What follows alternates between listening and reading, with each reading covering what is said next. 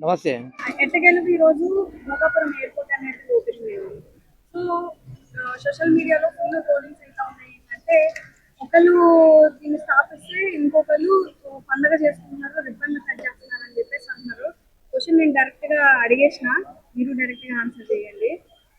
ఎ ఎవరు శంకుస్థాపన చేసిరని కాదు. లాస్ట్‌కి ఎవరు రిబ్బన్ కటింగ్ చేసిరో వాళ్ళే కట్టినట్టయితే ఎయిర్‌పోర్ట్ ఈ భారతదేశంలో.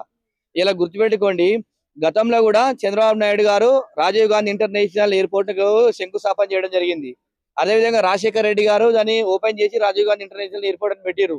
ఏదైనా కూడా రిబ్బన్ కటింగ్ ఎవరు చేసి పూర్తి ఎవరు చేస్తారో వాళ్ళ పరిధిలోనే వస్తది దేశంలో కాబట్టి అది 100కి 100% ఇండియా గవర్నమెంట్ చేసినట్టయితే భోగాపురం ఎయిర్‌పోర్ట్ అయితే వాళ్ళకి క్రెడిట్‌లోనే వస్తది.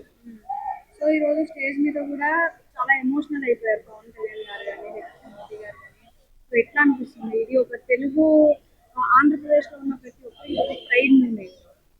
సో, అక్కడ దీని ఓపెనింగ్‌కి కూడా చాలా మంది డాన్స్ చేయడానికి వచ్చి గిన్నీస్ బుక్ ఆఫ్ రికార్డ్స్‌లో కూడా ఎక్కడం జరిగింది. సో, ఓవరాల్‌గా ఎట్లా అనిపిస్తుంది? చాలా మంచి విషయం అండి. ఎందుకంటే ఇది కూడా రాష్ట్ర అభివృద్ధికి కోసమే అండి. ఎందుకంటే ఇలా ఒక ఎయిర్‌పోర్ట్ రావడం వల్ల ఉద్యోగ అవకాశాలు పెరుగుతాయి. అక్కడ ఉన్నటువంటి ప్రాంతం డెవలప్ అయితే అన్ని విధాలా బావుంటది కాబట్టి చాలా మంచి విషయం. ఎందుకంటే ఇయాల ఇండియా గవర్నమెంట్ అంత ముందడుగు డెవలప్‌మెంట్ తీసుకుపోతుంది. అదే విధంగా ఇండియా గవర్నమెంట్ బీజేపీతోని కూడా ఇలా పొత్తు పెట్టుకొని ఇలా రాష్ట్రానికి రావాల్సినటువంటి నిధులను కూడా తీసుకొస్తుంది కాబట్టి ఇలా మంచి విషయం అండి.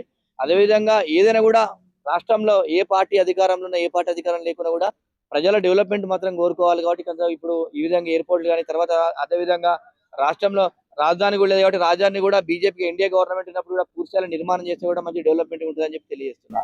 సో, పవన్ కళ్యాణ్ గారి గురించి. పవన్ కళ్యాణ్ గారు మాత్రం అది ఎంతమంది ఎన్ని ట్రోల్ చేసినా కూడా ఇలా నరేంద్ర మోడీ గారికి పవన్ కళ్యాణ్ గారంటే చాలా అభిమానం అండి. ఇలా అలాంటి అభిమానించే వ్యక్తిని ఈళ్ళు ఎవరో తిడుతుండంటే కూడా చాలా బాధాకరం అనిపిస్తుంది. ఎందుకంటే ఈ దేశంలో ఒక దేశ ప్రధాని ఇష్టం వచ్చినట్టు మాట్లాడడం అంటే అసలు బుద్ధిహీనమైనటువంటి వ్యవస్థ అని చెప్పేసి మనం అనుకోవాలి. ఇలా గుర్తుపెట్టుకోండి, ఒక ప్రధానమంత్రిని ఇలా ప్రజలు ఓట్లేసిరండి. ప్రజలందరూ ఓట్లేసి ఇలా ప్రధానమంత్రి అయ్యిండు. అలాంటి ఒక ప్రధానిని కూడా ఇష్టం వచ్చినట్టు తిడుతుర్రంటే ఈ దేశంలో భయం లేకుండా పోయింది. ఇలా బయట దేశాల ప్రపంచ దేశాల్లో చూస్తే దేశాన్ని గాని, దేశ ప్రధాని గాని ఎవరైనా గిట్ట తిడితే గిట్ట ఇమ్మీడియేట్‌లీ వాళ్ళను ఎన్‌కౌంటర్ చేస్తారు. మన ప్రజాస్వామ్య దేశమని ప్రజా సమస్యల కోసము అడగండి ప్రధానమంత్రి గారిని. అదే విధంగా ఇష్టం వచ్చినట్టు వ్యక్తిగత దూషణలతోని చూస్తే చాలా బాధాకరం అండి. మనం చూస్తే మోడీ గారు కూడా ఒక వీడియో పెట్టారు. చాలా బాధపడ్డారు. నన్ను మాట్లాడితే నన్ను తిట్టండి.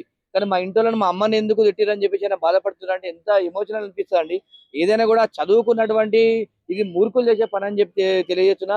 అదేవిధంగా కొంతమంది పెయిడ్ బ్యాచ్‌లు అందరూ ట్రోల్ చేస్తారు. పవన్ కళ్యాణ్ గారు సింపత్‌తోని చేస్తారు. సింపత్‌తోనే క్రియేట్ చేస్తారంటే సింపతి కాదండి. వ్యక్తి మీద ఉన్నటువంటి అభిమానము. ఏ వ్యక్తికైనా ఒకరంటే అభిమానం ఉంటది. ఆ అభిమానం ఉన్న వ్యక్తిని ఇష్టం వచ్చినట్టు మాట్లాడుతూ ఉంటే తెలిసిన వాళ్ళు కూడా, చదువుకున్న వాళ్ళు కూడా ఈ విధంగా మాట్లాడుతారని చెప్పేసి ఇమేజ్‌గా బాధపడ్డాడు తప్ప అది ఆయన వ్యక్తిగత ప్రయోజనాల కోసం కాదు. ఏదో రాజకీయ లబ్ధి కోసం కాదు. ఎందుకంటే ఇప్పుడు రాజకీయ లబ్ధి కోసం ఏమైనా మాట్లాడుతుంటే గిట్ట నిజంగా రావు ఇంక 3 ఏళ్ళు ఉంది ఎలక్షన్‌కు. 3 సంవత్సరాల తర్వాత చూసుకుంటారు. ఏదైనా కూడా ఆయన మీద ఉన్నటువంటి గౌరవం, అభిమానంతోనే ఈ విధంగా మాట్లాడారు.